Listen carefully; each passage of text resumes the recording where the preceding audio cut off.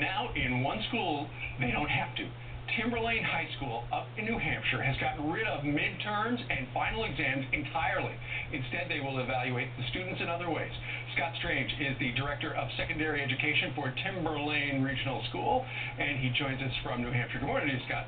Good morning, Steve. How are you today? I'm doing fine. Why get rid of the midterms and the finals? Well, you know, Steve, I have to correct you just a little bit. We're not getting rid of testing altogether. We're still going to be assessing our students in a lot of different ways. Right. What we've done is we've removed the structure that our midterms and finals were delivered in. What we looked at was how can we best assess and find out what a student knows based on what our curriculum is telling us is the important pieces. Okay, and so what you found was when students have, wherever they are in the lesson plan, they got to stop and then review everything that they've learned so far for the midterm or the final. That's disruptive for the learning process. Exactly. That takes at least 8 days out of our school year, and we've turned those 8 days back over to our teachers, and we've asked them to really look at the competencies. In 2008, the state of New Hampshire mandated that all high school curricula become competency-based. Right. So our school has gone about creating those competencies, really what are the most important pieces that we want our students to know from our curriculum. And now all of those assessments that we're going to be giving our students are geared towards those competencies.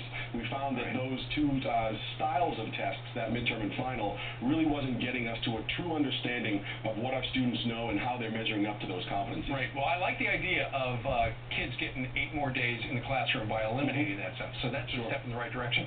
But what about as soon as they leave your high school, they're going to wind up going to college? And colleges have midterms, and they've got finals. And also, if they're not taking midterms and finals, how will they get, be programmed to take the ACTs or the SATs as well? Sure. Well, you're talking two different kinds of testing here, Steve. Right. The SATs and the ACTs and GREs, etc. When you take those in college, those are all what's called norm reference tests, where you're measuring a student against another group of students or like students across the nation.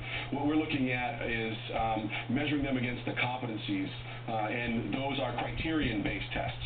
So we're really measuring their knowledge and understanding. Okay. And I understand the concern of some parents is that we're not preparing our students for college, but when you talk to colleges, you talk to admissions people, and you talk to them, what they're saying is what colleges really want high schools to do is to send them students that can read well, that can write well, that can think well, that can take large pieces of information and synthesize them like in writing a paper.